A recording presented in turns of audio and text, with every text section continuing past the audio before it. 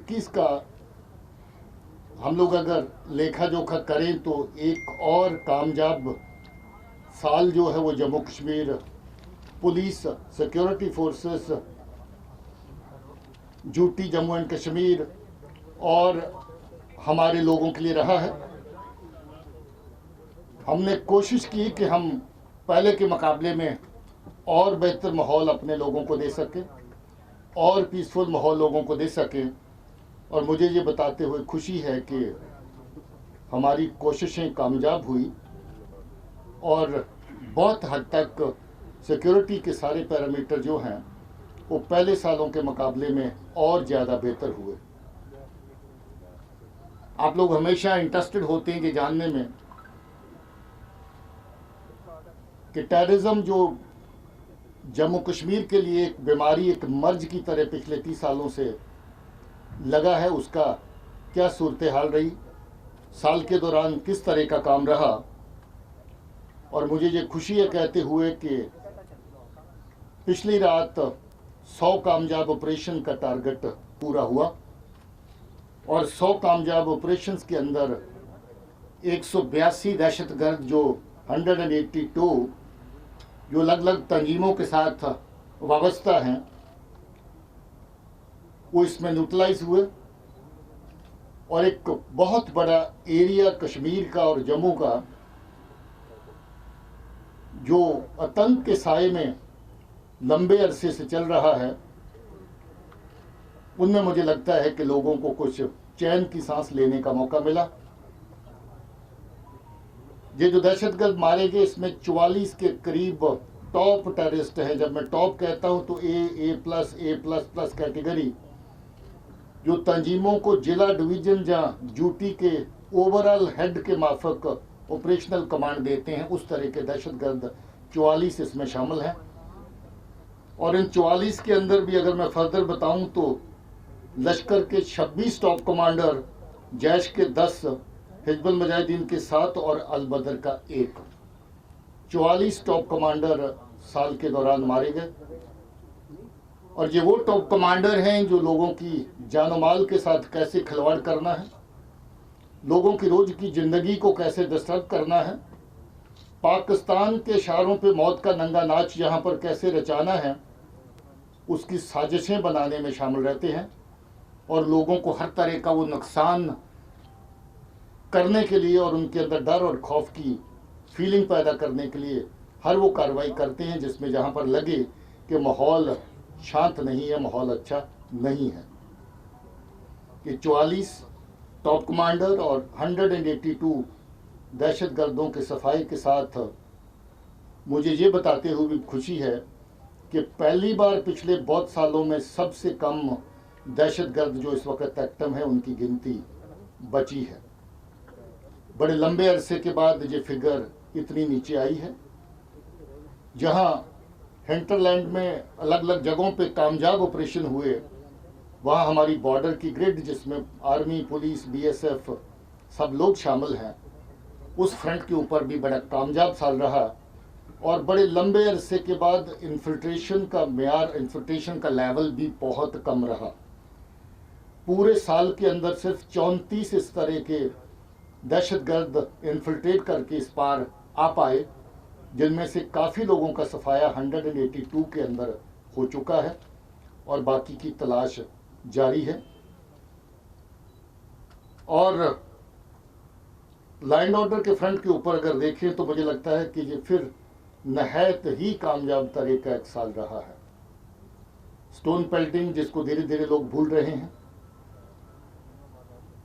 Agitation जिसको धीरे धीरे लोग भूल रहे हैं, बंद कॉल्स जो लोगों को चलते हुए काम को रोकने का काम करती थी, लोगों के कारोबार, बिजनेस, बच्चों की पढ़ाई, हर तरह की चीज़ को मुतासर करती थी, लगभग ना के बराबर हो गई है।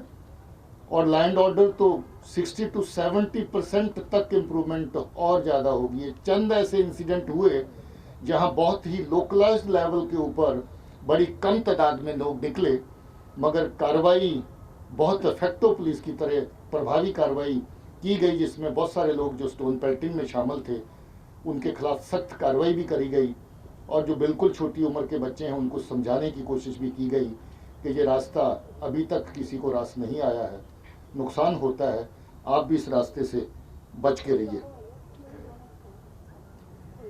आप ये भी जानना चाहते होंगे कि जो टेररिस्ट के रैंक में रिक्रूटमेंट होती है उसका क्या हाल रहा।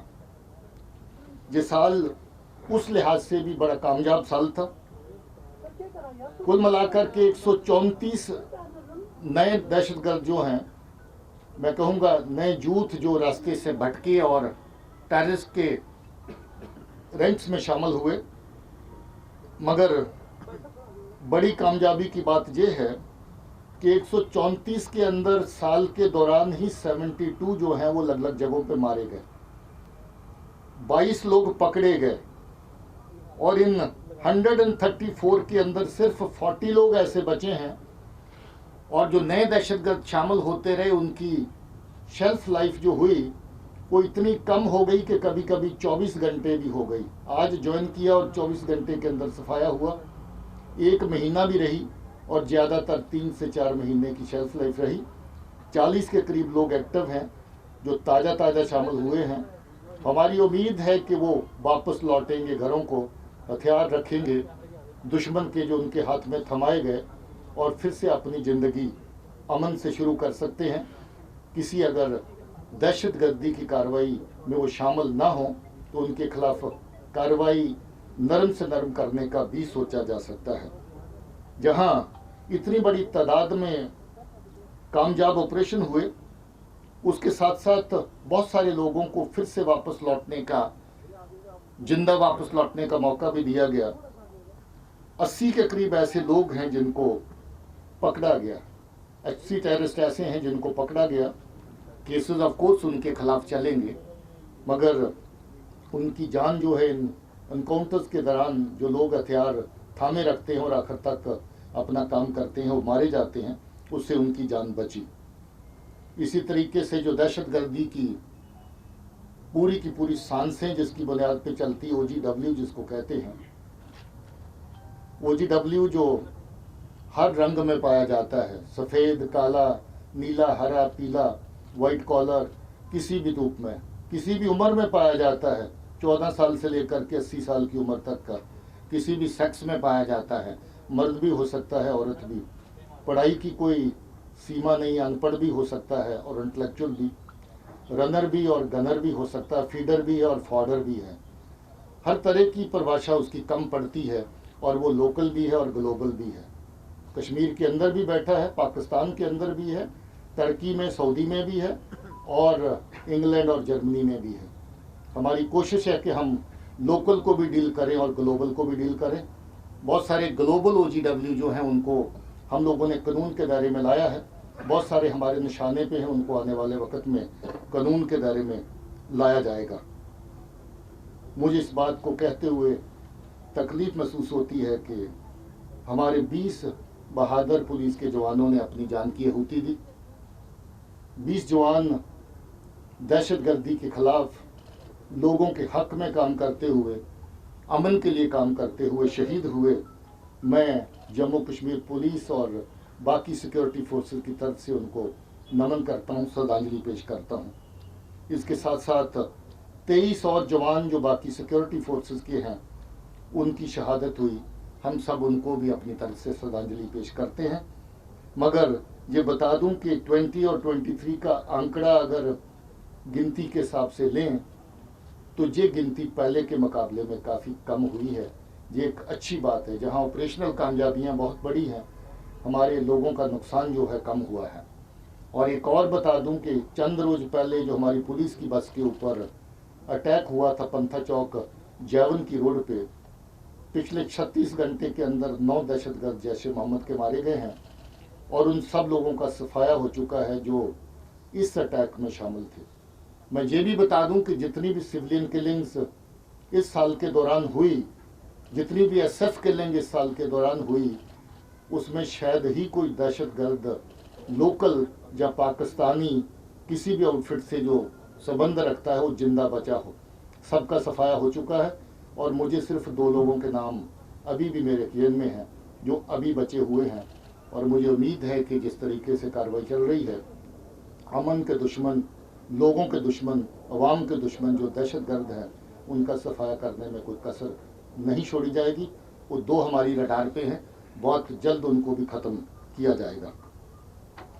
कानूनी कार्रवाई साथ साथ, जैसे मैंने कहा, बड़ी तादाद में PSA उन लोगों के खिलाफ लगे, पब्लिक सेफ्टी एक्ट के तहत डिटेंशंस हुई जो देखने को भले सादे लगते हैं मगर करतूतों के लिहाज से बहुत काले हैं, उनका भी हिसाब साथ में हुआ। काफ़ी बड़ी तादाद में UAPA के तहत केस रजिस्टर किए गए। 497 तादाद है केसेस की, जो ऐसे लोगों को डील करने के लिए जो मिलिटेंसी में न सिर्फ डायरेक्टली इन्वॉल्व हैं बल्कि इनडायरेक्टली मिलिटेंसी को, दहशतगर्दी को जिंदा रखने में, चलाने में अलग अलग तरह की हरकतें करते हैं। दहशतगर्दी को सपोर्ट करने के लिए जो गाड़ियों का इस्तेमाल होता है, बड़ी तादाद में गाड़ियां UAPA के केसेस में सीज कर ली गई, जिसके ऑर्डर पुलिस हेडक्वार्टर की तरफ से दिए गए। दुकानें, मकान, ज़मीनें भी सीज करी गई जिनका इस्तेमाल दहशतगर्दों के लिए होता है। बहुत खुशी की बात यह है कि हम जो पिछले 3 साल से ज़्यादा अरसे से एक नया रिकॉर्ड कायम करके चल रहे हैं कि लॉ एंड ऑर्डर की हैंडलिंग में किसी भी सिविलियन की किलिंग ना हो, वो रिकॉर्ड आज भी बरकरार है। पिछले 3 साल से 18 में 2 ऐसे लोग थे जो लॉ एंड ऑर्डर के दौरान मारे गए थे। 19, 20, 21 में ये फिगर 0 चल रही है और हमारी कोशिश रहेगी कि हम इसको 0 रखें, क्योंकि लोगों का तावन, लोगों का सहयोग हमारे साथ है। लोग समझबूझ से काम लेते हैं और उकसाए जाने पर भी किसी की उकसाहट में नहीं आते हैं। ये एक अच्छा चलन है, इसको जारी रखा जाएगा।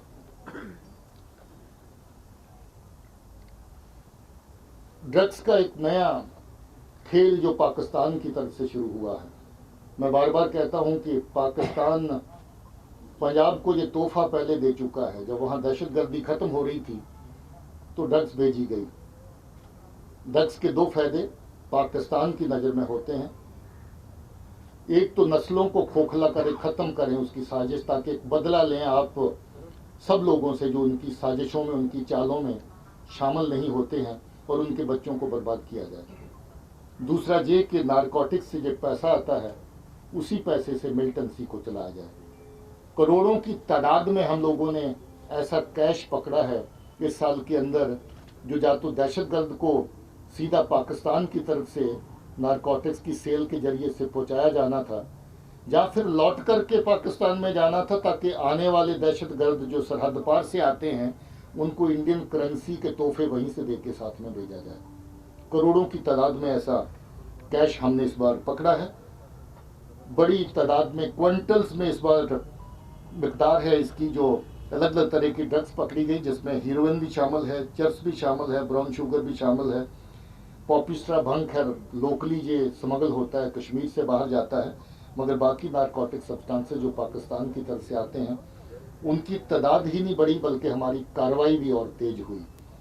1560 केस हम लोगों ने इस साल में दर्ज किए और 2410 लोग जो हैं इन केसेस के अंदर पकड़े गए, जिनके खिलाफ सख्त से सख्त कार्रवाई NDPS के तहत की जा रही है। 10 केस नार्को टेरर नेक्सस वाले थे, जिसमें स्मगलिंग की हुई नारकोटिक्स का पैसा दहशतगर्दी के अंदर झोंका जाना था। 10 केसेस ऐसे भी रजिस्टर किए गए और 25 लोग जो नार्को टेरर के नेटवर्क्स में काम करते हैं वो पकड़े गए। क्राइम के हवाले से अगर देखें तो लगभग 30,000 केस इस साल अलग अलग हेड्स ऑफ क्राइम के तहत रजिस्टर हुए, जिसमें लगभग बराबर ही फिगर है। 15,500 के करीब इसकी फिगर जम्मू में है और 14,500 के करीब इसकी फिगर कश्मीर में है। 30,000 के करीब टोटल जो आंकड़ा जो है वो रहा, मगर इसके साथ ही कोई 13,000 के करीब केसेस पुलिस की तरफ से डिस्पोज ऑफ किए गए, कोर्ट्स में पेश किए गए, जिनकी कार्रवाई अलग अलग स्टेजेस के ऊपर इस वक्त चल रही है।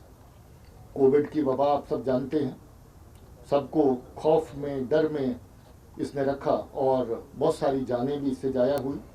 जम्मू कश्मीर पुलिस ने डट करके इस माहौल के अंदर लोगों की सेहत और सुरक्षा के लिए काम किया, अपनी परवाह न करते हुए भी अपनी जिम्मेवारियों को अंजाम देते रहे, जिसके चलते कोई 2,500 के करीब हमारे लोग संक्रमित हुए, इन्फेक्शन हुई कोविड की, और अनफॉर्चुनेटली इस साल के दौरान 12 लोग हमारे कोविड की वजह से अपनी जान खो गए। हमें उनके लिए दुख है और उन परिवारों के लिए हमारी हमदर्दियाँ उनके साथ हैं। मगर अपने लोगों की सेहत अच्छी रहे, अपनी फोर्स की सेहत अच्छी रहे, हमने लगभग दोनों ही डोजेस 100% के करीब अपनी फोर्स के लिए अरेंज करी और सभी लोग इस वक्त वैक्सीनेटेड हैं। बावजूद इसके भी कभी ना कभी कोई ना कोई केस सामने आते हैं, मगर गवर्नमेंट की तरफ से जो मदद रही कि जो फ्रंट लाइन वॉरियर्स है उनको सबसे पहले प्रोटेक्शन दी जाए, उसके चलते हम लोग अपने लोगों को बहुत अच्छे से ये फ़ायदा दे पाए। इसके लिए मुझे खुशी है और मुझे सरकार को इसके लिए शुक्रिया भी कहना है कि पुलिस के जवानों को, पुलिस के लोगों को पहल की गई जो इस यमन में काम